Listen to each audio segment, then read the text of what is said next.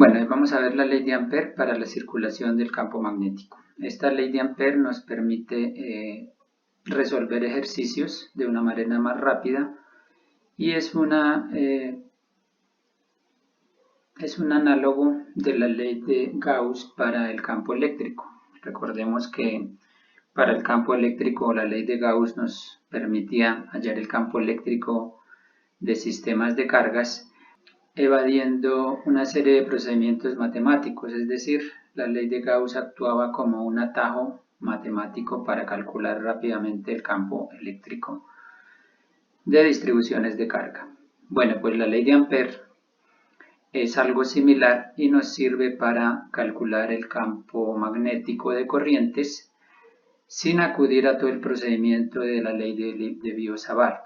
Para deducir la ley de Ampère vamos primero a recordar cómo deducíamos la corriente eléctrica, el campo magnético de una corriente eléctrica rectilínea.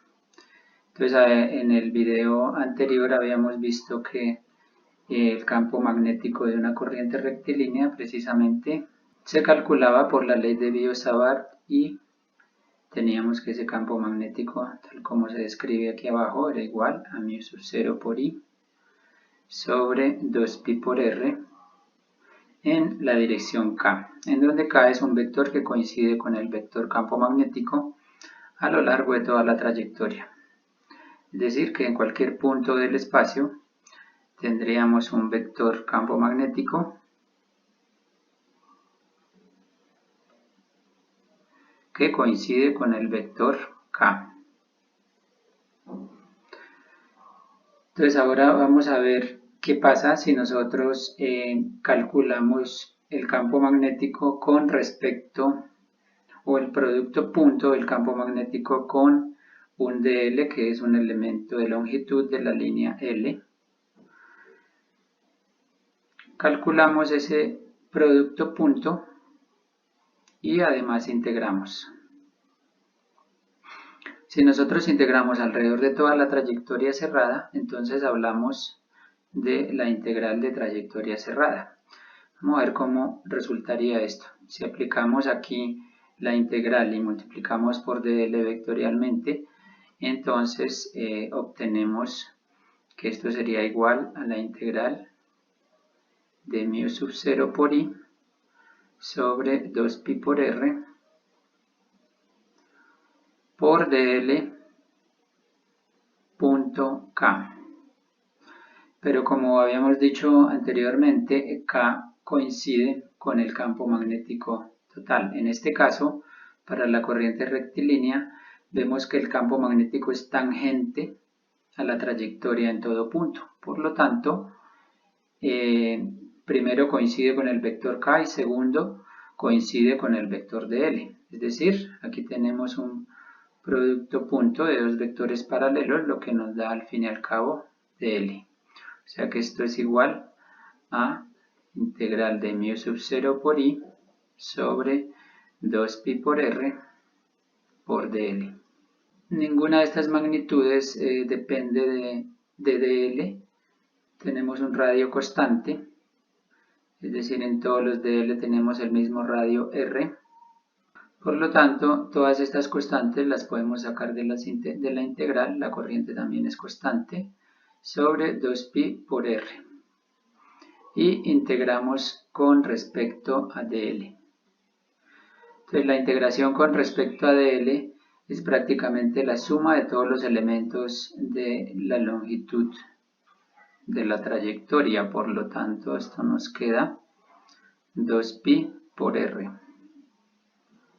Y esto es igual a μ sub 0 por I sobre 2pi por r y se multiplica por 2pi por r. En conclusión, entonces tenemos que el campo magnético, o mejor dicho, la circulación del campo magnético, vamos a llamarle esta integral B dl, como la circulación del campo magnético a lo largo de la trayectoria de L. Nos queda igual a que es igual a μ sub 0 por I. Entonces, generalizando este resultado para una corriente rectilínea, podemos deducir la ley de Ampère, que dice que la circulación del campo magnético a lo largo de cualquier trayectoria cerrada es igual a la suma algebraica de las corrientes que atraviesan la superficie que encierra la trayectoria multiplicada por la constante magnética. Eso quiere decir que generalizamos este resultado y lo podemos definir como la circulación del campo magnético a lo largo de la trayectoria L, es decir, la integral cerrada de B por dL es igual a μ sub 0, pero aquí ya no vamos a tener una sola corriente, sino cualquier suma de corrientes. En otras palabras, no partimos ya de una corriente, nos imaginamos una trayectoria cerrada cualquiera y calculamos la circulación del campo magnético a lo largo de esa trayectoria como el producto en cada punto de los vectores campo magnético con el elemento de longitud de L de la línea. Entonces se llama circulación la multiplicación de cada uno de esos multiplicación escalar de este conjunto de vectores a lo largo de la trayectoria y sumando por toda la trayectoria cerrada. Eso se llamaría circulación del campo magnético, es decir que la circulación está definida por esta integral. Esa circulación, de acuerdo a la ley de Ampère, nos dice que es igual a la suma de las corrientes que atraviesan la superficie que encierra esa trayectoria.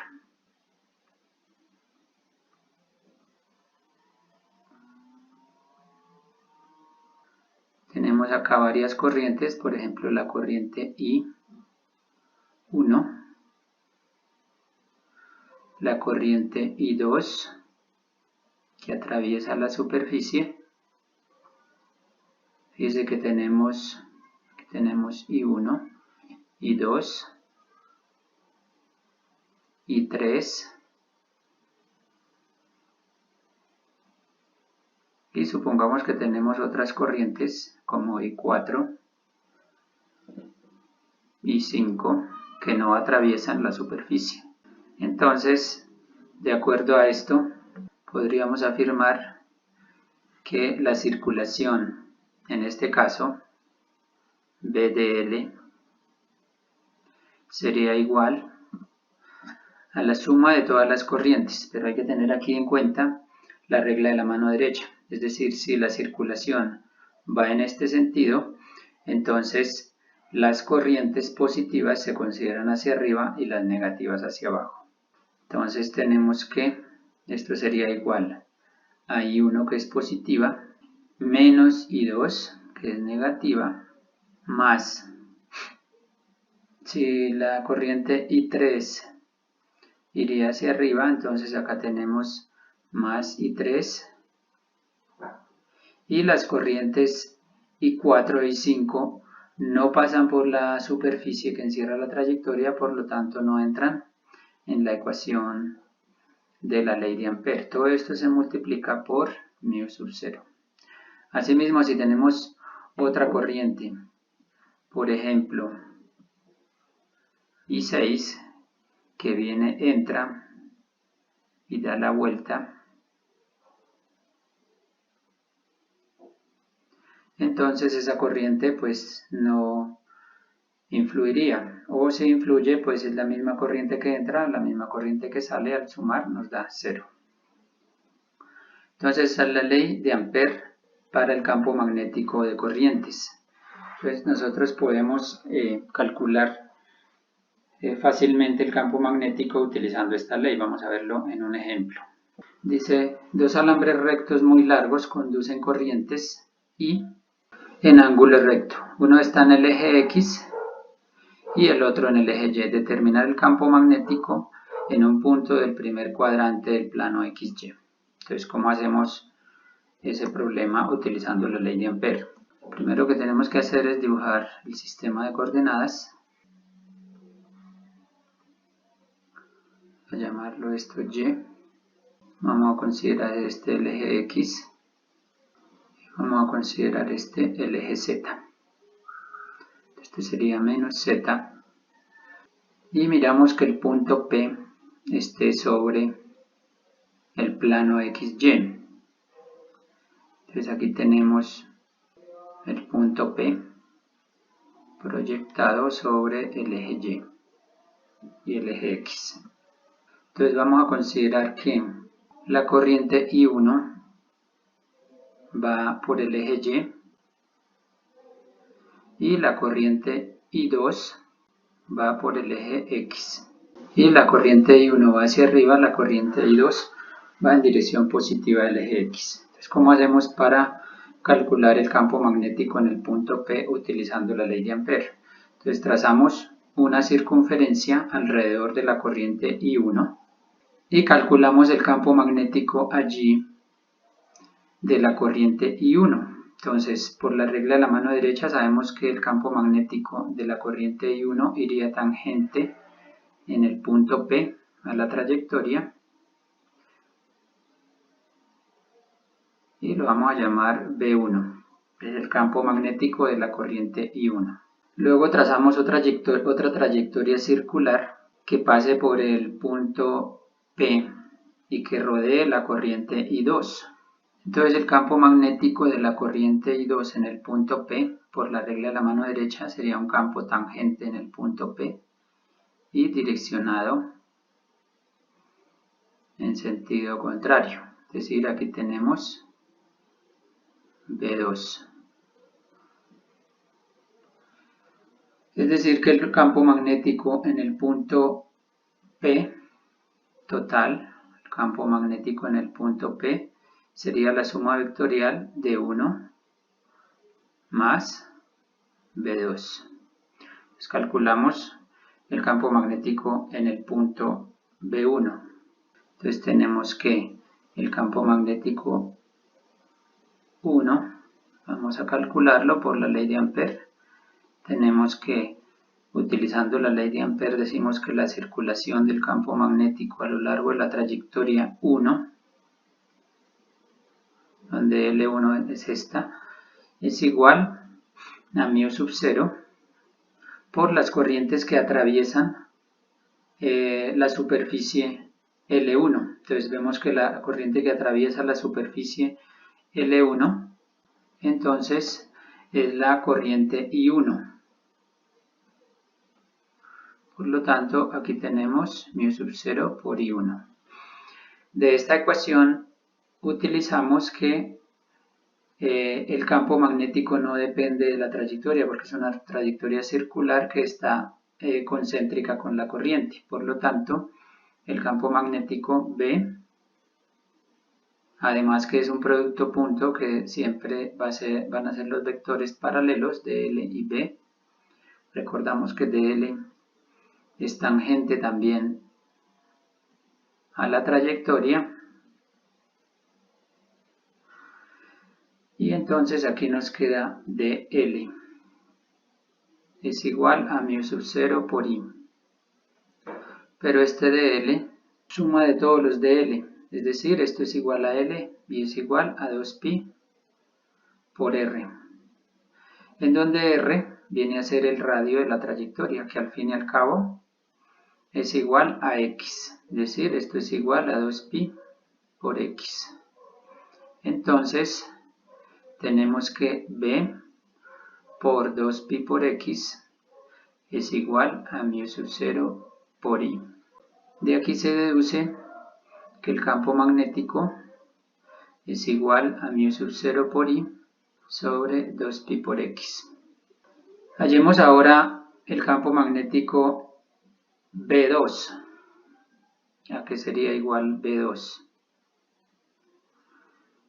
De nuevo aplicamos el mismo procedimiento.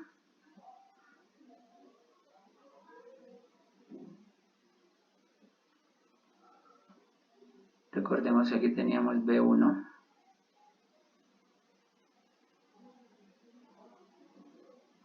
B1.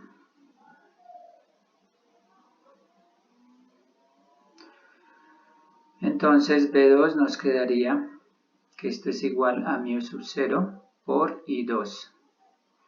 Por lo tanto, sacamos B2 de la integral, nos queda por la integral de dl. Pero este dl de nuevo es igual a 2pi por el radio 2.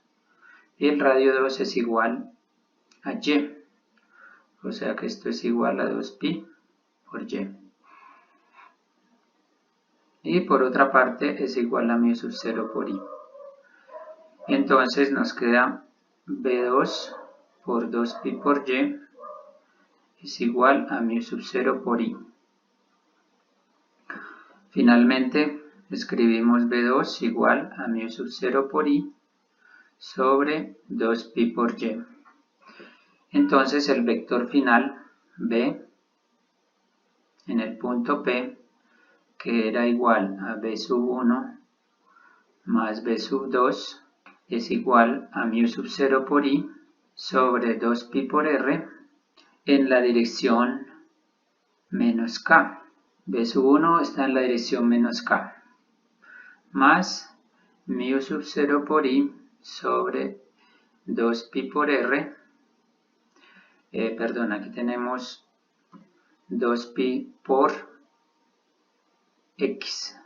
Tenemos 2pi por x.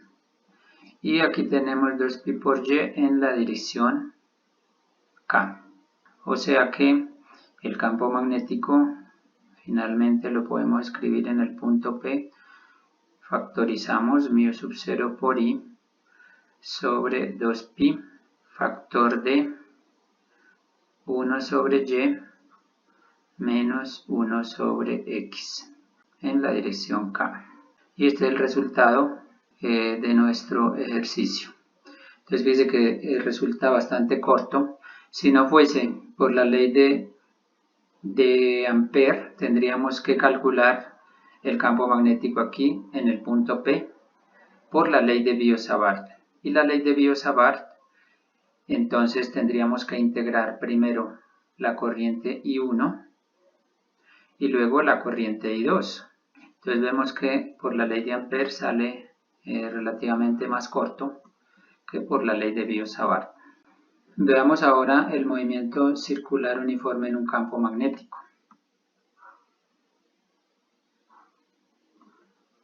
Entonces supongamos que tenemos un campo magnético hacia el fondo del tablero y tenemos una partícula que lleva una velocidad determinada v y entra en el campo magnético. Entonces la partícula al entrar al campo magnético experimenta una fuerza. Esa fuerza va perpendicular tanto al movimiento de la partícula, es decir, a la velocidad, como al campo magnético. Recordemos que esa fuerza F es igual a Q, B, cruz B. Es decir, que la partícula, a medida que va entrando al campo magnético, siempre va a experimentar una fuerza perpendicular tanto al campo magnético como a la velocidad. Es decir, vamos a tener una trayectoria circular. Y la partícula siempre va a experimentar un movimiento circular de tal manera que describe una trayectoria circular.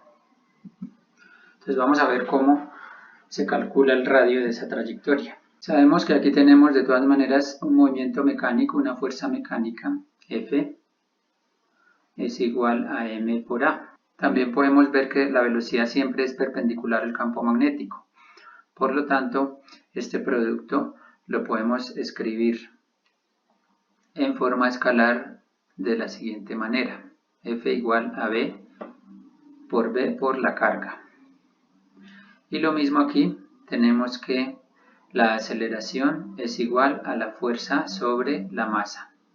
Pero la fuerza es igual a Q por B sobre la masa. Por otra parte, esta es la aceleración de esta fuerza, y esta fuerza es una fuerza centrípeta. Por lo tanto, es igual a la velocidad lineal al cuadrado sobre el radio. Entonces, de aquí tenemos que el radio es igual, despejamos el radio, nos quedaría B por M sobre Q por el campo magnético. Y este es el radio que describe la circunferencia en el movimiento circular uniforme correspondiente al campo magnético. Recordemos que la circunferencia en este sentido se describe con la carga positiva, y si tenemos una carga negativa que entra con una velocidad v, entonces va a describir una trayectoria en sentido contrario. Por ejemplo, sabemos que la Tierra tiene campo magnético y que del espacio, sobre todo del Sol, llegan partículas cargadas como la partícula alfa, que es una partícula de helio, que quedan atrapadas en el campo magnético de la Tierra. Entonces vamos a ver un ejemplo de hallar cuál es el radio de circunferencia que describe una partícula alfa. Entonces veamos cómo se resuelve ese problema. Supongamos que tenemos aquí la Tierra con su campo magnético. Tenemos el campo magnético y entra una partícula con una velocidad v, perpendicular al campo magnético, supongamos. Y esa es una partícula alfa. Entonces la masa de la partícula alfa es de 6,64 por 10 a la menos 27 kilogramos. La velocidad vamos a considerar que aproximadamente es 1,6 por 10 a la 7 metros por segundo. O sea, 16 millones de metros por segundo. La carga de la partícula alfa es de 3,2 por 10 a la menos 19 coulomb. Y el campo magnético de la Tierra vamos a considerar que es igual a 50 microtesla. O sea, si se igual a 50 por 10 a la menos 3 tesla. Entonces el radio que describe una partícula de ese tipo en el campo magnético de la Tierra al rotar alrededor del campo magnético sería igual a 1,6 por 10 a la menos 7 por la masa 6,69 por 10 a la menos 27 sobre la carga 3,2 por 10 a la menos 19 y por el campo magnético 50 por 10 a la menos 3. Entonces aproximadamente el radio que describe una partícula alfa que entra al campo magnético de la Tierra, aproximadamente cercano a la Tierra, nos va a dar un radio de 3 metros. Vamos por último a discutir el tema sobre el torque de una espira con corriente en un campo magnético. Supongamos que tenemos un campo magnético, por ejemplo, hacia arriba, y tenemos una espira con corriente. Vamos a suponer que la espira con corriente está en el plano perpendicular al de la pantalla, es decir que si miramos desde este punto de vista hacia la corriente, veríamos una corriente en este sentido. Aquí tendríamos la corriente I hacia allá, por lo tanto la dibujaríamos aquí también I hacia arriba, y para diferenciar vamos a escribir con azul la corriente detrás de la espira. Y aquí en estas partes laterales tendríamos la corriente así, I, que aquí la dibujaríamos hacia el fondo del tablero, y aquí tendríamos la corriente I en sentido A desde el fondo del tablero, que la dibujaríamos como un punto.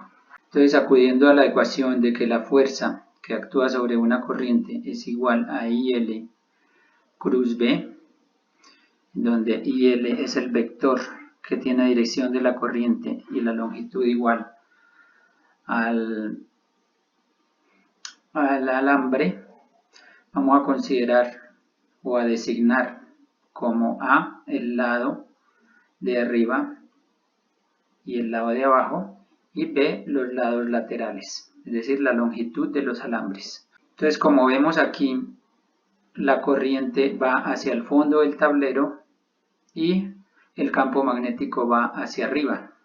Por lo tanto, IL cruz B me daría un vector, de acuerdo a la regla de la mano derecha, en este sentido.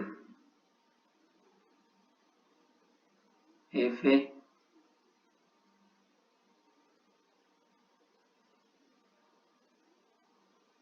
A superior. Aquí tendríamos F A superior. En la parte de abajo tenemos la misma situación, entonces tenemos una fuerza que hace rotar la espira, al fin y al cabo, en este sentido, alrededor de un eje central. Entonces así podemos hablar de torque, como el torque que es igual a mu cruz B. Entonces la espira rota hasta que encuentra un punto de equilibrio. Debido a esa fuerza que puede surgir en el campo magnético, la espira va a tener una energía potencial en cada posición. Entonces podemos hablar de energía potencial U como menos mu por B por el cosenos de teta, en donde teta es el ángulo entre el vector mu, que al fin y al cabo el vector mu va a ser igual a la corriente por el área de la espira, donde el área de la espira es el área que encierra la corriente. Entonces, si hablamos de energía potencial de la espira, donde teta es el ángulo entre mu y el campo magnético, es decir, si nosotros tenemos acá el campo magnético B, entonces teta es este ángulo, el ángulo entre mu y el campo magnético. Vamos a discutir tres casos particulares del comportamiento de la energía potencial de la espira. Entonces, primer caso es cuando la espira está perpendicular al campo magnético. Aquí tenemos la corriente que va hacia el fondo del tablero y aquí tenemos la corriente que va desde el fondo del tablero, si comparamos este dibujo acá, es decir, en este caso el momento dipolar del dipolo magnético, o mejor dicho, de la espira con corriente, que lo llamamos dipolo magnético si comparamos con el dipolo eléctrico, ¿no? Pero realmente es una espira con corriente. En este caso, mu iría hacia abajo y el vector campo magnético iría hacia arriba. Por lo tanto, el ángulo entre ellos dos es de 180 grados. Calculamos la energía potencial. Dejemos que aquí la energía potencial es máxima. ¿Por qué? Porque la energía potencial está definida como menos mu por B por el cosenos de 180 grados en este caso. Coseno de 180 grados igual a menos 1. Por lo tanto, la energía potencial es igual simplemente al producto escalar de mu por B. En el segundo caso tenemos que la espira es paralela al campo magnético. Entonces aquí tenemos la corriente hacia el fondo del tablero y aquí tenemos desde el fondo del tablero. En este caso el vector mu iría en este sentido. El vector campo magnético va hacia arriba. Por lo tanto, el ángulo entre el vector mu y el vector campo magnético es de 90 grados. En este caso, la energía potencial es igual a 0, pues tenemos U es igual a menos mu por B por el cosenos de 90 grados, que es igual a 0. Por lo tanto, la energía potencial es igual a 0. En el tercer caso tenemos cuando la espira está acostada horizontalmente. Entonces aquí tenemos que la corriente va hacia el fondo del tablero y aquí la corriente viene desde el fondo del tablero. En este caso el vector mu iría hacia arriba y el vector campo magnético también iría hacia arriba. Por lo tanto, el ángulo entre ellos es 0 grados. y tendríamos aquí entonces una energía potencial mínima, debido a que si calculamos esto nos queda menos mu por b por el coseno de 0 grados. El coseno de 0 grados es igual a 1, por lo tanto la energía potencial aquí nos queda menos mu por b. Recordemos que la energía potencial es una energía relativa, es decir, ella se toma con relación a cierto punto. Entonces por eso aquí nos sale en negativo, simplemente porque el punto de referencia de la energía potencial es 0, es esta. Y en ese caso, pues la energía nos da negativa, quiere decir que este es el valor más pequeño de la energía potencial, este es el valor intermedio y este es el valor más grande de la energía potencial. Por eso aquí tenemos máxima, intermedia y mínima. Y así explicamos el comportamiento de la espira con corriente en un campo magnético. Entonces ella experimenta un torque, un movimiento rotacional alrededor de cierto eje, debido a la fuerza que experimenta la corriente por parte del campo magnético. Muchas gracias.